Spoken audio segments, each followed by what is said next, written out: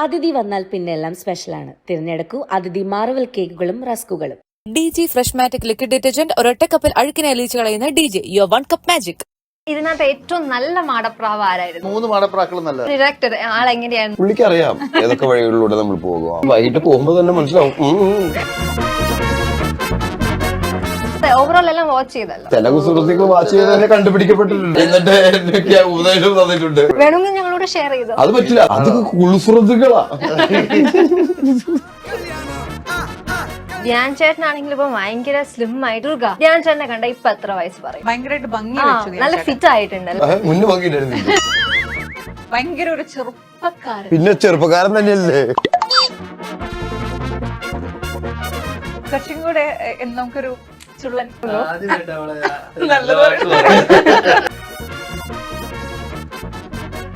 നിങ്ങൾക്ക് ശേഷം അത് ഡബ് ചെയ്യാൻ വേണ്ടിട്ട് ചെന്നൈയില് സിനിമ.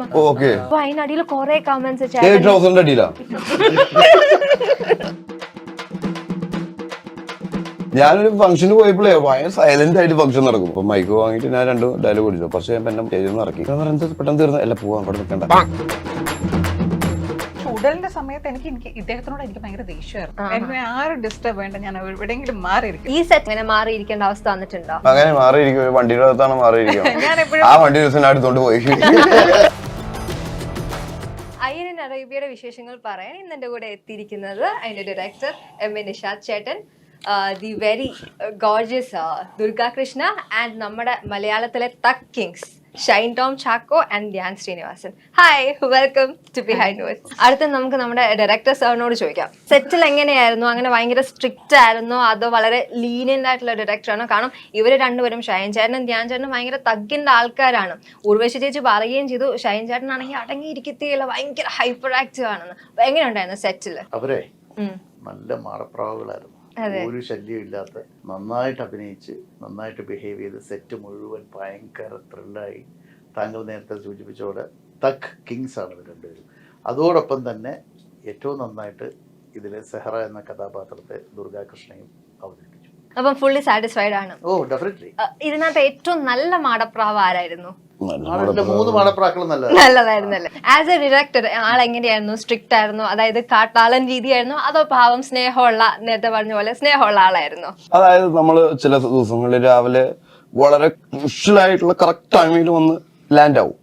അപ്പൊ നമ്മൾ അതിന്റെ കാരണം ബോധിപ്പിക്കുന്ന സമയത്ത് പുള്ളിക്ക് അറിയാം ഏതൊക്കെ വഴികളിലൂടെ നമ്മൾ പോകാം, ഏതൊക്കെ കാഴ്ചകൾ കണ്ടിരിക്കാം, അതിൻ്റെതായ തടസ്സങ്ങളും അല്ലെങ്കിൽ താമസങ്ങളും ഒക്കെ സംഭവിക്കുന്നു. എന്നാലും കറക്റ്റ് സമയത്ത് എത്തിയിട്ടുണ്ട്. അപ്പൊ അത് പുള്ളി ഭയങ്കരമായിട്ട് നമുക്ക് അതിന് ഫ്ലെക്സിബിൾ ആയിരുന്നു. പുള്ളി ആ കാരണങ്ങൾ കേൾക്കാൻ പോലും നിന്നിട്ടില്ല. പുള്ളിക്ക് ഊഹിക്കാവും അല്ലേ, വൈകിട്ട് പോകുമ്പോ തന്നെ മനസ്സിലാവും. പിന്നെ ഷാദ് ഖാനായിട്ട് മുന്നേ ഞാൻ വർക്ക് ചെയ്യുന്നതിന് മുന്നേ ഞാൻ സാംസ്കാരിക വിഷയങ്ങളിൽ ഇടപെടുകയും അത്യാവശ്യം പൊളിറ്റിക്സും എഴുത്തും അങ്ങനെ കുറച്ച് ലിറ്ററേച്ചറൊക്കെ ആയിട്ടുള്ള കുറച്ച് സീരിയസ് ആയിട്ടുള്ള ഒരാളാവും എന്നാണ് ഞാൻ വിചാരിച്ചത്. പക്ഷെ പുള്ളി നമ്മളെ പോലെ തന്നെ ചിൽ കുപ്പിച്ചിലാണ്. ദുർഗ എങ്ങനെ ഉണ്ടായിരുന്നു ഇവരുമായിട്ടുള്ള എക്സ്പീരിയൻസ്? കാരണം ധ്യാൻ ചേട്ടന്റെ അടുത്തുനിന്നും ഷൈൻ ചേട്ടന്റെ അടുത്തുനിന്നും ഒരുപാട് തഗ്ഗുകൾ കേൾക്കാനും പഠിക്കാനും പറ്റിയിട്ടുണ്ടായിരിക്കുമല്ലോ. ഒരു ഡയലോഗ് ഇപ്പൊ ചേട്ടൻ പറഞ്ഞില്ലേ ചിൽ കുപ്പിച്ചിൽ, ഞാൻ ഇന്നെ വൈകിട്ട് ഫ്രണ്ട്സുമായിട്ട് പോകുമ്പോ ഇത് എവിടെയെങ്കിലും ഒക്കെ കുത്തിക്കേറ്റു, അതേപോലെ. പക്ഷെ ദുർഗ നമ്മളെ കുറിച്ചാണ് പാസ്റ്റ് ചില കാര്യങ്ങളൊക്കെ എഴുതി ഉണ്ടാക്കിയത്. അവിടെ നിന്നാണ് പഠിക്കാനുണ്ടായിരുന്നത് ഒരുപാട്. പഠിക്കാത്ത പാഠങ്ങൾ അല്ലേ, ചൊല്ലിത്തരാത്ത അധ്യായങ്ങൾ, ഡയറിയൊക്കെ എഴുതി. അത് ഏത് പാടോ ചേട്ടാ? അത് വിശാഖയ്ക്ക് അറിയാന്ന് തോന്നുന്നു. ഡയറി എഴുതുന്നത്. ഡയറി എഴുതു മാത്രമല്ല, കഥാപാത്രം ഒരു ക്യാരക്ടർ പറഞ്ഞാൽ അത് മനസ്സിലാക്കി ദുർഗയുടേതായ രീതിയിൽ അത് എഴുതി സ്കെച്ച് ചെയ്ത് ആ ക്യാരക്ടർ അവതരിപ്പിക്കാനുള്ള. അവരുടെ ക്യാരക്ടർ മാത്രമല്ല, അവരുടെ കൂടെ വരുന്ന മറ്റു ക്യാരക്ടറുകളുടെയും പാസ്റ്റിനെ ഉണ്ടാക്കും. അപ്പൊ അത് വളരെ നല്ലൊരു ട്രിക്കി ആയിട്ടുള്ള ഏത് സിനിമ അങ്ങനെ കമ്മിറ്റ് ചെയ്യുമ്പോൾ തന്നെ അതിലൊരു പൂർണ്ണമായിട്ടൊരു ഇൻവോൾവ്മെന്റ് ഉണ്ട്. ഇപ്പൊ കോസ്റ്റ്യൂംസിന്റെ കാര്യം തന്നെയാണെങ്കിൽ, പിന്നെ അതുപോലെ ഏത് കാര്യത്തിൽ നേരത്തെ ചോദിച്ച് മനസ്സിലാക്കും. പിന്നെ സ്ക്രിപ്റ്റ് കിട്ടിയാൽ സന്തോഷം, അത് ഒരു ആർട്ടിസ്റ്റിന് അത് വേണ്ടതാണല്ലോ. സ്വാഭാവികമായിട്ട് അതൊക്കെ മനസ്സിലാക്കി പിന്നെ കഥാപാത്രത്തിലേക്ക് ഇറക്കി ചെന്നാൽ ഭയങ്കരമായിട്ട് പ്രയത്നിക്കുന്ന ഒരു നല്ല കലാകാരിയാണ്. ദുർഗ, ധ്യാൻ ചേട്ടനെ കണ്ട ഇപ്പൊ എത്ര വയസ്സ് പറയും? അല്ല, ഞാൻ പറയായിരുന്നു ധ്യാൻ ചേട്ടൻ്റെ അടുത്ത് കണ്ടപ്പോ നല്ല ഭംഗി പ്രായം എത്രയാന്നല്ല, പക്ഷെ ഭയങ്കരമായിട്ട് ഭംഗി വെച്ചു ധ്യാൻ നല്ല ചേട്ടൻ. ഫിറ്റ് ആയിട്ടുണ്ടല്ലേ? അപ്പൊ തന്നെ ധ്യാൻ തക്കടിച്ചു. മുന്നേ ഭംഗിട്ടായിരുന്നില്ല. അല്ല ധ്യാന്റെ ഫേസ് ഇങ്ങനെ തന്നെ ആയിരുന്നില്ല, ചേഞ്ച് ഇല്ലല്ലോ അധികം. അല്ല കുറച്ചും കൂടെ ഇതുണ്ടായിരുന്നു. ഇപ്പൊ ഒന്ന് മൊത്തത്തിൽ അതെ. ട്രിമ്മായി, ഭയങ്കര ഒരു ചെറുപ്പക്കാരൻ. ഓക്കെ, പിന്നെ ചെറുപ്പക്കാരൻ തന്നെയല്ലേ. അങ്ങനെ എത്രയെന്ന് ഞാൻ പറയുന്നില്ല, പക്ഷെ എന്നാലും മുമ്പ് ഭംഗി ഇല്ല എന്നല്ല, മുമ്പും ഭംഗിയുണ്ട്. പക്ഷെ ഇപ്പൊ കാണുമ്പോ കുറച്ചും കൂടെ നമുക്കൊരു ചുള്ളൻ അല്ലേ? ധ്യാൻ ചേട്ടൻ എന്ത് തോന്നുന്നു ഈ ഒരു നിമിഷത്തിൽ? ധ്യാൻ ചേട്ടൻ എന്ത് തോന്നുന്നു? ഞങ്ങൾ എപ്പോഴും ആണോ? സെറ്റില് നിങ്ങൾ തമ്മിൽ ഷൈൻ ചേട്ടനും ധ്യാൻ ചേട്ടനും അങ്ങോട്ട് ഇങ്ങനെ വാക്ക് തർക്കങ്ങളോ വഴക്കോ അങ്ങനെ എന്തെങ്കിലും? സെറ്റില് ഞങ്ങള് കാണുന്ന ഷോട്ടിനിടയിലാ കാണുന്ന ദുബായിൽ തിരക്കാന്ന് രാത്രിയിലൊക്കെ. രാത്രിയില് പുള്ളി ഭയങ്കര തിരക്കാ. ഓക്കെ, ചേട്ടൻ ഫ്രീ ആണോ രാത്രിയിലൊക്കെ? എന്ത് അയ്യ, എന്താ അങ്ങനെ അല്ല, ചോദിച്ചതാ, രാത്രിയില് തിരക്കാന്ന് പറഞ്ഞു, അതുകൊണ്ട് ചോദിച്ചതാ. സാധാരണ സെറ്റില് നമ്മള് നിഷാദുണ്ട്, നമ്മുടെ സെറ്റില് പരിപാടി കാര്യങ്ങളൊക്കെ കഴിഞ്ഞ് ഷൂട്ട് കഴിഞ്ഞ് തിരിച്ചു വരും. നമ്മൾ സ്വാഭാവികം ഷൂട്ട് കഴിഞ്ഞിട്ടുള്ള വൈകുന്നേരങ്ങളിലെ വിശ്രമ വേളകളിൽ ഞങ്ങൾ കണ്ടിട്ടേ ഇല്ല. പിന്നെ ഷോട്ട് തുടങ്ങുമ്പോ എനിക്ക് കിട്ടിയിട്ടില്ല അല്ലേ? ഞാനും അന്വേഷിച്ചു നടക്കാം എവിടെ ഇനി കാണാൻ പ്ലാൻ ഉണ്ടോ? എവിടെ? അല്ല, ഇനി കാണാൻ വൈകുന്നേരങ്ങളിൽ ഞങ്ങൾ കണ്ടിട്ട് പ്രത്യേകിച്ച് അവിടെ ഒരു ഒന്നും സംഭവിക്കാനില്ല. എല്ലാം പതിവ് പോലെ തന്നെ അവസാനിക്കും. ഒന്നും സംഭവിക്കില്ല. നമ്മൾ കാണാതിരുന്നാൽ എന്തെങ്കിലും സംഭവിക്കും. അതൊക്കെ കൂടെ കൺഫ്യൂഷൻ പ്രോസസ് ആവുന്നില്ല. ദുബായ് പോയിട്ടില്ലേ? ഞാൻ ദുബായിലാ ജനിച്ചു വളർന്നത്. എവിടെ ദുബായിൽ ജനിച്ചു വളർന്നത്? ഞാൻ അബുദാബിയിലായിരുന്നു. അബുദാബിയുടെ കാര്യം പറയരുത്. ഒരു ലൈബ്രറി പോയ പോലെ എനിക്ക് തോന്നുന്നത്. ഇത്ര പിൻ ഡ്രോപ്പ് സൈലന്റ് ആയിട്ടുള്ള സിറ്റി. ഭയങ്കര സൈലന്റ് ചേട്ടാ. ഞാൻ അവിടെ ചെന്നപ്പോ ഭയങ്കര നോട്ടബിളി, കാരണം ഞാൻ സംസാരിക്കുമ്പോ എല്ലാവരും നോക്കും. അത് ചേട്ടാ റെക്കഗ്നൈസ് ചെയ്യുന്ന ചേട്ടൻ. അതല്ല, എന്റെ ശബ്ദം നല്ല ഗാംഭീര്യമുള്ള, അതുകൊണ്ടല്ല, ആരും അവിടെ ഒച്ചിടുന്നില്ല. ഞാനൊരു ഫംഗ്ഷന് പോയപ്പോഴേ ഭയങ്കര സൈലന്റ് ആയിട്ട് ഫംഗ്ഷൻ നടക്കുന്നു. സ്റ്റേജിൽ കയറ്റി എന്നോട് എന്നെ വെൽക്കം ചെയ്തു. അപ്പൊ മൈക്ക് വാങ്ങിയിട്ട് ഞാൻ 2 ഡയലോഗ് അടിച്ചു. അപ്പൊ കുറച്ച് കഴിയുമ്പോ എന്നെ സ്റ്റേജിൽ നിന്ന് ഇറക്കി, ഒരു പോവാന്ന് കൊണ്ട് പറയുന്നത് പെട്ടെന്ന് തീർന്നു. അല്ല, പോവാൻ ഇവിടെ നിൽക്കണ്ട, ഇവിടെ സംസാരിക്കണമെങ്കിൽ ലൈസൻസ് വേണത്രേ. നേരത്തെ ലൈസൻസ് എടുക്കണം അങ്ങനെ പൊതുവേദികളിൽ സംസാരിക്കാം. പിന്നെ ഞാൻ എന്ത് ചെയ്തു, അവിടെ നമ്മുടെ ഇതില്ലേ കോർണേഷ്യ ആയിരുന്നു ആ ഒരു ആശ്വാസം. പിന്നെ നമ്മുടെ കുറെ ബേവാച്ച് ഹോട്ടല്, ഡേ ക്ലബിംഗ് പോലത്തെ.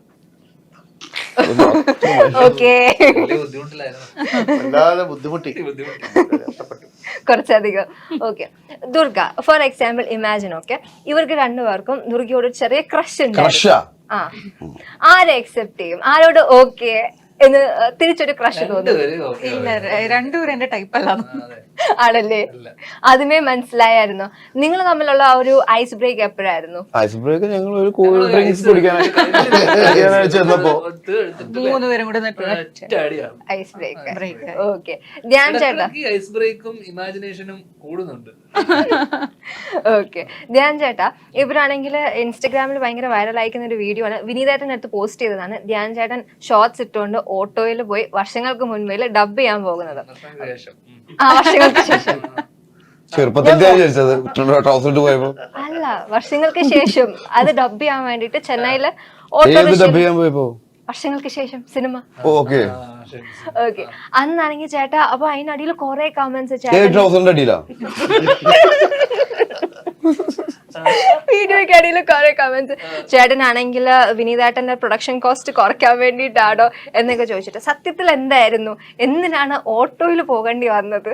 ഒന്നുമില്ല, ചെന്നൈ യാത്ര ചെയ്യാൻ ഏറ്റവും സുഖം ഓട്ടോ. പിന്നെ ആ ട്രാഫിക്കിലൊക്കെ നമുക്ക് പോയി വരാനും. ഞാൻ പറഞ്ഞ പ്രൊഡക്ഷന്റെ വണ്ടി ഉണ്ടായിരുന്നു. ഞാൻ പറഞ്ഞു വണ്ടി വേണ്ട, വന്നോളാന്ന് പറഞ്ഞു. അപ്പൊ എനിക്ക് അവിടുന്ന് പെട്ടെന്ന് എളുപ്പത്തിൽ എത്താനും ചെന്നൈയിൽ നമ്മൾ എയർപോർട്ടിലേക്ക് കിടക്കുമ്പോൾ ഓട്ടോ അല്ലെങ്കിൽ ബൈക്കിലായിരിക്കും, കാരണം അതാണ് കുറച്ചും കൂടി ഈസി ആയിട്ട് എത്തുക. ഇപ്പം ധ്യാൻ ചേട്ടാ ഇങ്ങനെ കുറെ ആൾക്കാർ പറഞ്ഞ് പിശുക്ക് കൊണ്ടൊക്കെ ആയിരിക്കുന്നു, അപ്പൊ അവരോടൊക്കെ എന്താ പറയാനുള്ളത്? എന്താണ് ആരൊക്കെ പറഞ്ഞു? പറഞ്ഞ കോമന്റ്സ്, അതിനകത്ത് ഒരുപാട് കോമന്റ്സ് ഉണ്ട്. അത് മാത്രമല്ല ചേട്ടൻ ഞാനല്ലല്ലോ, ഞാൻ ഒരു പ്രൊഡക്ഷന്റെ താഴെയല്ലേ വർക്ക് ചെയ്യുന്നത്. അപ്പൊ അതിലല്ലേ ഏത് ട്രൗസർ ഇട്ടുകൊണ്ടാണോ പിശുക്കെന്ന് പറഞ്ഞത്? അല്ല, ഓവറോൾ അന്നത്തെ ഒരു ഇതില്ലേ, അന്നത്തെ ഒരു ആംബിയൻസില്. ഓക്കെ ചേട്ടാ, അത് മാത്രമല്ല ഇപ്പം വിനീതേട്ടൻ ഒരു ഫോട്ടോയും കൂടെ ഷെയർ ചെയ്തായിരുന്നു, നിങ്ങൾ 4 പേരും കൂടെ ഉള്ളത്. അപ്പം അതിനകത്താണെങ്കിൽ പ്രണവ് മോഹൻലാൽ ഉണ്ടായിരുന്നു. അപ്പം കുറെ പേര് വീണ്ടും ചോദിച്ചിട്ടുണ്ട് പ്രണവിനോടൊരു ഇന്റർവ്യൂ തരാൻ പറ, കാരണം പ്രണവിനെ കാണാൻ കിട്ടാറേ ഇല്ല. അപ്പം എങ്ങനെയാണ് പ്രണവിനെ പറ്റി നമ്മുടെ പ്രേക്ഷകരോടൊരു 2 വാക്ക് പറയാമോ? എല്ലാവർക്കും അറിയാവുന്നതൊക്കെ തന്നെയല്ലേ. അവന്റെ ലൈഫ് ഒരു ഇവിടത്തെ അല്ലേ, എനിക്കൊന്ന് ഇവിടുത്തെ ഒരുപാട് പേർക്ക് അറിയാം. ട്രാവലിങ്ങും ലാൽ സാർ തന്നെ പല ഇന്റർവ്യൂസിലും പറഞ്ഞിട്ടുണ്ടല്ലോ, പുള്ളിയോട് ചോദിക്കുന്നില്ലേ. അപ്പൊ അതൊക്കെ തന്നെ പുള്ളി ഒരു എന്താ വെച്ചാൽ 2 വർഷം കൂടുമ്പോഴാണ് അവനൊരു സിനിമ ചെയ്യുന്നത്. അത് കഴിഞ്ഞ് അവന്റെ യാത്രയും എഴുത്തും, അത്യാവശ്യം നന്നായി മ്യൂസിഷ്യനാണ് അവൻ. അപ്പോൾ അവന്റെ ഇനിയിപ്പോ ഇന്നലെ ഷൂട്ട് ഡബ് കഴിഞ്ഞിട്ട് അവൻ ഒരു ട്രിപ്പിന് വീണ്ടും പോയി. ഇനി ഒരു 6-7 മാസം കഴിഞ്ഞ് തിരിച്ചു വരും. ഒരു പ്രത്യേകതരം ജീവിതം. ലാലയുടെ പറഞ്ഞില്ല, ലാലയുടെ ചെറുപ്പത്തില് യാത്രകളായിരുന്നു ഇഷ്ടം. പക്ഷെ യാത്ര ചെയ്തുകൊണ്ട് നിൽക്കാൻ പറ്റുന്ന ഒരു സാമ്പത്തിക അവസ്ഥയിലെ കുടുംബാന്തരീക്ഷം ഒന്നും അല്ലല്ലോ സാധാരണ ഒരു കുടുംബത്തില് ഒരു ചെറുപ്പക്കാരൻ വളർന്നു വരുമ്പോ. ഇപ്പൊ ലാലയുടെ പറയണപ്പോ അവന് അതിന് പറ്റിയ അവസരമുണ്ട്, അതുകൊണ്ട് അവൻ യാത്ര ചെയ്യുന്നു, അവൻ ജോലി ചെയ്യുന്നു. എനിക്ക് അറിയുന്നിടത്തോളം അവൻ വീട്ടിൽ നിന്ന് കാശ് വാങ്ങിച്ചിട്ടോ അല്ലെങ്കിൽ ഒന്നുമല്ല, അവരൊന്നും ഡിപ്പെൻഡ് ചെയ്തിട്ടേ അല്ല.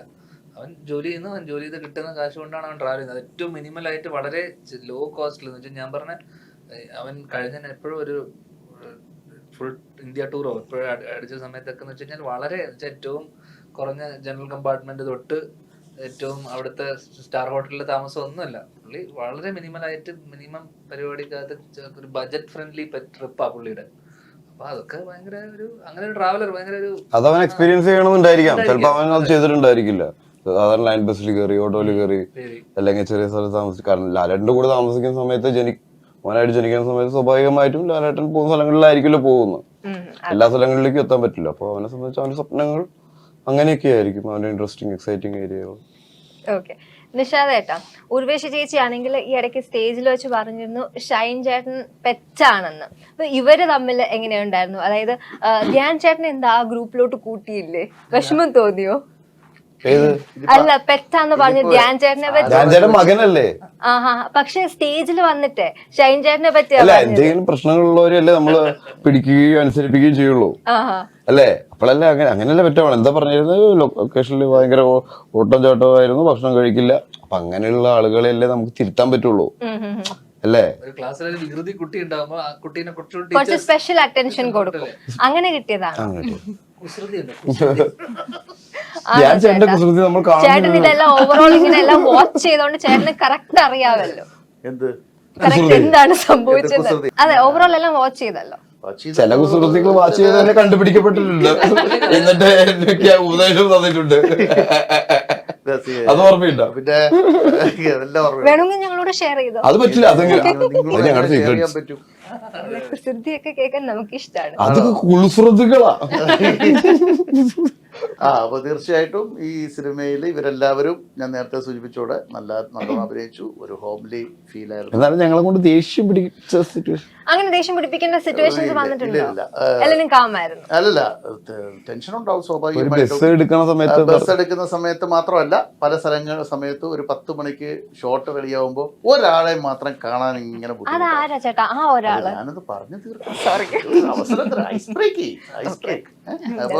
അപ്പൊ അങ്ങനെ ഒരു ആർട്ടിസ്റ്റിനെ മാത്രം 10 മണിക്ക് ആദ്യത്തെ 2 ദിവസം ഒരല്പം ടെൻഷൻ അടിച്ചു പോയി. പക്ഷെ 10 മണിക്ക് ഷോട്ട് ആക്ഷൻ പറയുന്നതിന് മുമ്പ് ആളവിടെ എത്തും, തൊപ്പിയൊക്കെ വെച്ച്, കൂളിംഗ് ഗ്ലാസ് ഒക്കെ വെച്ച്, ടീഷർട്ടൊക്കെ ഇട്ട് ആൾ. അപ്പൊ ഈ 2 ദിവസം കഴിഞ്ഞപ്പം എനിക്ക് യൂസ്ഡ് ആയി, കറക്റ്റ് ടൈമിൽ ആളെത്തിക്കോളും.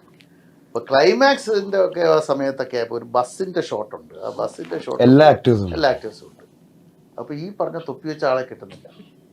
അപ്പോൾ പ്രൊഡക്ഷൻ കൺട്രോളർ ഓടിപ്പടച്ചെൻ്റെ അടുത്ത് വന്ന് എല്ലാവരും എത്തി, ബസ് ഇത്രയേ ഉള്ളൂ, പിന്നെ സിറ്റി ബസ് അവിടുത്തെ ദുബായിലെ പിന്നെ ഒരു ഐക്കണാണ്, അതൊരു ദുബായിലെ ഐക്കണാണ്, ബിഗ് ബസ് എന്ന് പറയും. അപ്പോൾ അതിൻ്റെ കുറച്ച് സമയം ഞങ്ങൾക്ക് കിട്ടിയിട്ടുള്ളൂ. ആർട്ടിസ്റ്റുകളെല്ലാം റെഡി, ഒരാൾ വിളിച്ച്. അപ്പോൾ എനിക്ക് കോൺഫിഡൻസ് ഉണ്ടായിരുന്നു സമയമാകുമ്പം ആൾ വരുമോ. പക്ഷേ ഷോട്ട് എടുക്കുന്ന സമയമാകുമ്പം എവിടുന്നാന്നറിയത്തില്ല, ബസ് എടുക്കാൻ പോകുമ്പോൾ ഞാൻ പറഞ്ഞൊരു കാര്യം ചെയ്യാം, ഇവിടുന്ന് ഷോട്ട് എടുക്കാം, മുകേഷ് ചേട്ടൻ്റെ എടുക്കാം, ബസ് വരട്ടെ, അപ്പോഴത്തേക്കിന് ആൾ വരുമെന്ന് തോന്നുന്നു. ബസ് സ്റ്റാർട്ട് ചെയ്യുമ്പോൾ ബസ്സിൻ്റെ മേളിൽ ബാക്കി ആരേക്കാരും മുമ്പ് ഈ ആളുണ്ട് തൊപ്പിയും വെച്ച്. അതാണ് പറഞ്ഞത് ഇങ്ങനെ ഒന്ന് വീഴുന്നു. ബസ്സിൻ്റെ മുമ്പ് തൊപ്പിയും വെച്ച ഒരാളുണ്ട്. അപ്പോൾ അതൊരു മിറക്കിളല്ലേ നമ്മളെ സംബന്ധിച്ചിടത്തോളം. ഡയറക്ടറെ സംബന്ധിച്ചിടത്തോളം ഡയറക്ടർ ഷോട്ട് വെച്ച് ആക്ഷൻ പറയുമ്പോൾ ആൾ അവിടെ ഉണ്ടെങ്കിൽ പിന്നെ നമ്മൾ ടെൻഷൻ അടിക്കരുത്. പിന്നെ അയാൾ എവിടെ പോകുന്നു നമ്മൾ അറിയണ്ട, അല്ലേ? അറിയണ്ടെങ്കിൽ പറഞ്ഞിട്ടുണ്ട്. അപ്പോൾ ആരാധന ഞാൻ പറയാതെ തന്നെ നിങ്ങൾക്ക് മനസ്സിലായില്ലേ. അപ്പോൾ ആ ആളെ കൊണ്ട് എനിക്ക് ഒരു ശല്യം ഉണ്ടായിട്ടില്ല. എന്നെ സംബന്ധിച്ചിടത്തോളം ശല്യം ഉണ്ടായിട്ടുള്ളത് ആരെ കൊണ്ട് ശല്യം ഉണ്ടായിട്ടില്ല. എന്നെ സംബന്ധിച്ചിടത്തോളം എൻ്റെ ആർട്ടിസ്റ്റുകൾ 100% എൻ്റെ കൂടെ സഹകരിച്ചാൽ. ഇവർ മാത്രമല്ല, ഏകദേശം 44 ആർട്ടിസ്റ്റുകൾ ഈ സിനിമയിലുണ്ടായിരുന്നു. അപ്പോൾ മുകേഷ് ചേട്ടനും ഉർവശി ചേച്ചിയാണെങ്കിൽ അവർ ടൈമിങ്ങിൽ ഏറ്റവും നല്ല മികച്ച ആർട്ടിസ്റ്റുകളാണ്. ഐരൻ അറേബ്യയിൽ അയ്യരായിട്ട് മുകേഷ് ചേട്ടനും ജാൻസി റാണി എന്ന കഥാപാത്രം ഉർവശി ചേച്ചിയാണ് ചെയ്യുന്നത്. മകൻ്റെ ക്യാരക്ടറാണ് രാഹുൽ. ഇദ്ദേഹം ഒരു ടൂർ ഓപ്പറേറ്ററാണ്, ഡെസേർട്ട് റൈഡറൊക്കെയാണ്. ഫ്രെഡി എന്ന് പറയാം. സെഹറ എന്ന കഥാപാത്രമാണ് ദുർഗാകൃഷ്ണ അവതരിപ്പിക്കുന്നത്. അപ്പോൾ ഇവരെല്ലാവരും ആ കഥാപാത്രത്തെ ഉൾക്കൊണ്ടുകൊണ്ട് അഭിനയിച്ചു. 44 താരങ്ങളുണ്ടായിരുന്നു. അവരെല്ലാവരും നല്ല രീതിയിൽ എൻ്റെ കൂടെ സഹകരിച്ചു. അപ്പോൾ ഡയറക്ടർ എന്ന നിലയിൽ എനിക്ക് വളരെ സന്തോഷമുണ്ട്. നല്ല രീതിയിൽ തന്നെ ഈ പടം വന്നിട്ടുണ്ടെന്നാണ് എൻ്റെ വിശ്വാസം. ധ്യാനായിട്ട് ആദ്യമായിട്ടാണോ വർക്ക് ചെയ്യുന്നത്? പിന്നെ ഞാനുമായിട്ട് ആദ്യമായിട്ട് ഷൈനും ഞാനുമായിട്ട് ഒരുമിച്ച് അഭിനയിച്ചിട്ടുണ്ട് ഇതിനു മുമ്പ് ഭാരത സർക്കാർ. അപ്പോൾ ഈ സിനിമയുടെ കഥ തുടങ്ങുമ്പോൾ ആദ്യം പറയുന്നത് ഞാൻ ഷൈനോടാണ്, അല്ലേ? നമ്മൾ ആദ്യം ഫസ്റ്റ് ഭാരത് സർക്കസിന്റെ ലൊക്കേഷൻ. പിന്നെ അങ്ങനെ ബാക്കി ആർട്ടിസ്റ്റുകളൊക്കെ വരികയായിരുന്നു. പിന്നെ ദുർഗയെ ബന്ധപ്പെടുകയും ദുർഗ ആ ക്യാരക്ടർ ഉൾക്കൊള്ളുകയും എല്ലാ താരങ്ങളും നമ്മളോട് സാധിച്ചു, ടെക്നീഷ്യൻസും എവരി വൺ. വെൽറ്റൈ പ്രൊഡക്ഷൻസിന്റെ ബാനറിൽ വിഘ്നേഷ് വിജയകുമാറാണ് ഈ സിനിമ നിർമ്മിച്ചത്. അപ്പോൾ ഓവറോൾ ഒരു ജോളി സെറ്റ് ആയിരുന്നു അല്ലേ? അതെ, അത് എൻ്റെ സെറ്റുകളെല്ലാം അങ്ങനെ തന്നെ. പക്ഷെ ഇത് കുറച്ചുകൂടി ഇവരുടെ വൈബും കൂടി ഞാൻ എടുത്തു.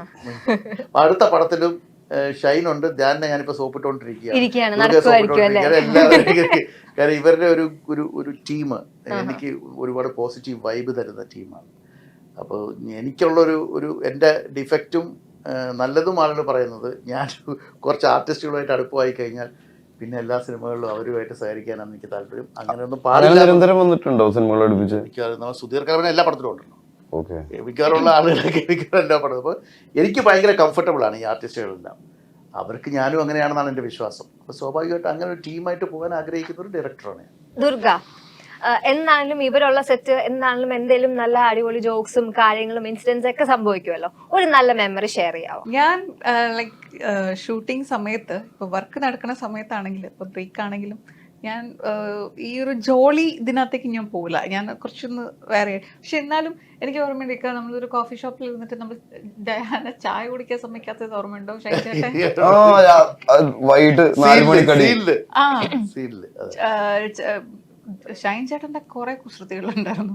ഡയാനയുണ്ട്. ഞങ്ങള് ഡയാന ചായ കുടിക്കാൻ ഡയാന കാപ്പി പറഞ്ഞു. ഡയാന കാപ്പി കുടിക്കുമ്പം ഷോട്ടിന്റെ ഇടയിൽ ഷൈൻ ചേട്ടൻ ശേഷന്റെ ചായയും കൂടെ കാപ്പിക്കകത്ത് ഒഴിച്ചു വെച്ചു. ആളത് കുടിക്കേണ്ടി വന്നു. ഒന്നും ചെയ്യാൻ പറ്റില്ല. അപ്പൊ അങ്ങനത്തെ കുറെ ലൈക്ക് അങ്ങനത്തെ ഒരുപാട് കാര്യങ്ങളുണ്ട്. പക്ഷെ എനിക്ക് പെട്ടെന്ന് ചോദിച്ചപ്പോ നമ്മളധികം ചായ കൂടി, ജ്യൂസ് കൂടി, അങ്ങനത്തെ സീക്വൻസുകൾ ഉണ്ടായിരുന്നു. ആ ജ്യൂസ് കുടിക്കുന്ന സമയത്ത് നമ്മൾ ആരും വെയിറ്റ് ചെയ്തില്ല ഒരുപാട് നേരം.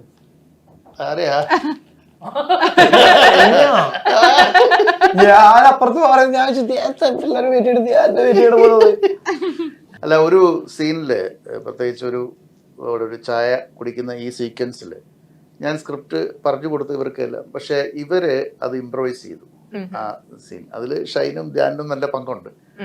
ദുർഗ ഓൾസോ. ദുർഗ പിന്നെ ഒരു മീറ്റർ ഉണ്ട്. ആ മീറ്റർ ദുർഗ മനസ്സിലാക്കി എടുത്താൽ അത് കറക്റ്റായിട്ട് അത് ഫോളോ ചെയ്ത് പോകും.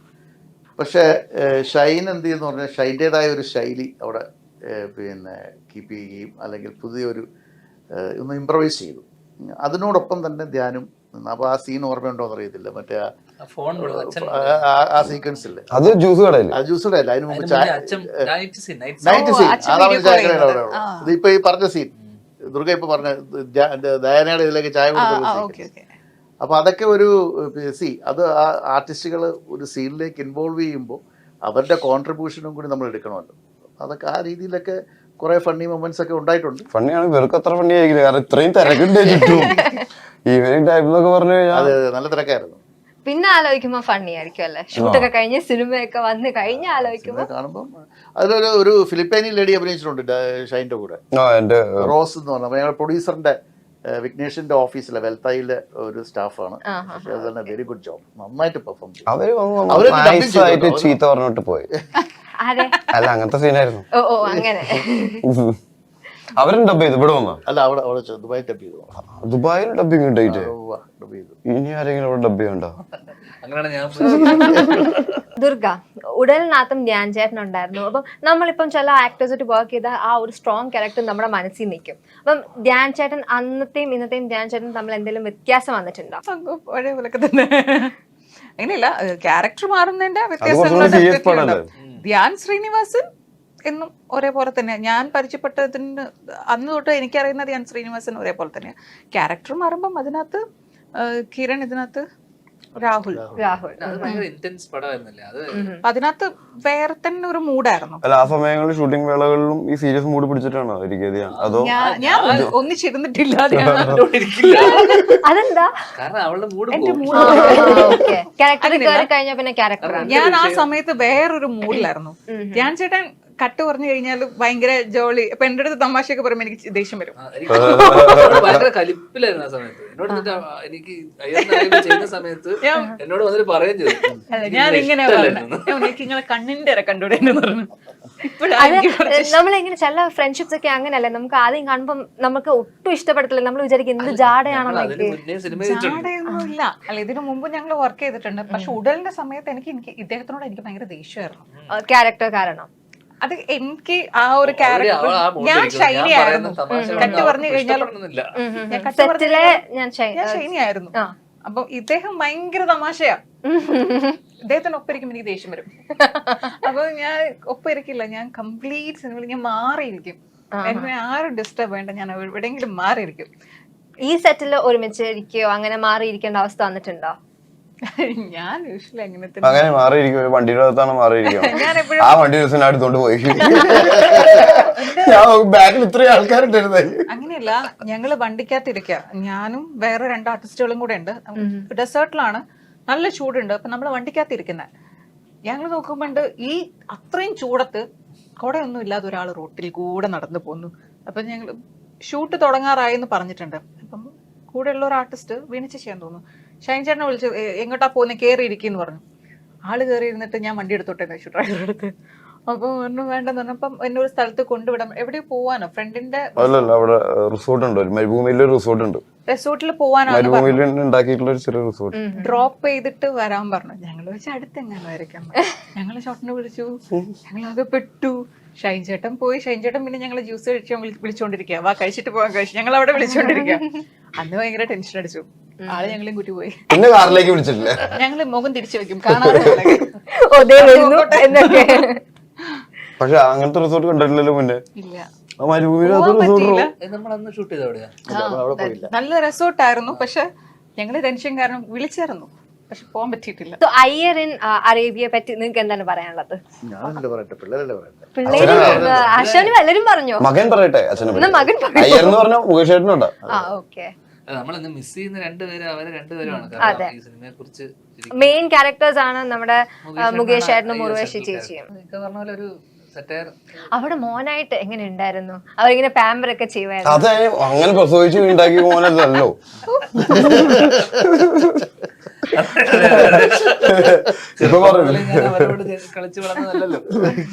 എല്ലാതും ശേഷം നമ്മളെല്ലാവരും മക്കളെ പോലെയാണ് കാണുന്നത്. നമ്മുടെ വീട്ടിൽ വെച്ച് ഒരു വല്യമ്മച്ചീനെ അല്ലെങ്കിൽ അമ്മയുടെ സ്ഥാനത്ത് തന്നെയാണ് എല്ലാവരുടെ അടുത്തും പെരുമാറുന്നതും പുള്ളി. മുകേഷ് ചേട്ടൻ അങ്ങനെ കുറച്ച് റിസേർവ്ഡ് നമ്മൾ ഭക്ഷണം കഴിക്കുന്നൊക്കെ ഒന്നിച്ചിട്ടായിരുന്നു. ഞങ്ങളുടെ ഒരു ടെന്റ് ഉണ്ട്, ഞങ്ങൾ എല്ലാവരും കൂടെ ഒന്നിച്ചിരുന്നിട്ടായിരുന്നു ഫുഡ് കഴിക്കുന്നത്. അപ്പൊ നമ്മളെല്ലാം ഷെയർ ചെയ്യും. നമ്മള് ഭയങ്കര ആസ്വദിച്ച് ഷൂട്ട് ചെയ്തു. കാരണം ചുരുങ്ങിയ ദിവസങ്ങൾ ദുബായിൽ ഉണ്ടായിരുന്നെങ്കിലും വളരെ ചുരുങ്ങിയ ദിവസം. എന്നിട്ട് അത് കഴിഞ്ഞ് നിങ്ങൾ വീണ്ടും പോയി ദുബായിൽ ഷൂട്ട് ചെയ്യാൻ നമ്മൾ കൊണ്ടുപോകാം. ഞങ്ങള് ഒരു സോങ് രണ്ടാമത് പിക്ചറൈസ് ചെയ്യാൻ വേണ്ടി പോയിരുന്നു. അപ്പം കുറച്ചും കൂടി നല്ല കുറേ ലൊക്കേഷൻസ് കിട്ടാൻ വേണ്ടി പ്രൊഡ്യൂസർ അതിൽ വേണ്ട എല്ലാ സഹായങ്ങളും ചെയ്തു, വിഘ്നേഷ്. അങ്ങനെ ധ്യാൻ്റെയും പിന്നെ ദുർഗയുടെയും പിന്നെ ഡയനയുടെ കുറച്ച് ഷോട്ട്സ് ഉണ്ടായിരുന്നു. ഞങ്ങൾ ദുബായിൽ വീണ്ടും ഷൂട്ട് ചെയ്യാൻ പോയി വിവേക് മേനോൻ. അപ്പോൾ അന്ന് വെളുപ്പാങ്കാലത്ത് 6:30 മണിക്കെങ്ങാണ്ടാണ് ഡെസേർട്ടിൽ നമ്മൾ പോയെന്ന് തോന്നുന്നു അല്ലേ. 6:30 മണിക്ക് പോയിട്ട് ആ സോങ് വളരെ മനോഹരമായി വന്നിട്ടുണ്ട്. വിജയ് യേശുദാസും നിത്യമാമനുമാണ് അത് പാടിയിരിക്കുന്നത്. അപ്പോൾ അതിപ്പം റിലീസാവും. അപ്പോൾ അത് പിന്നെ സോങ് പിക്ചറൈസ് ചെയ്ത 3 ദിവസം ശരിക്കും എൻജോയ് ചെയ്തു സത്യം അല്ലേ. നല്ല സമ്മറിലാണ് ഞങ്ങൾ പോയെങ്കിലും ഒരു ടെൻഷനും ഇല്ലാതെ എല്ലാ സ്ഥലങ്ങളിലും ബുർജിലും അവിടെ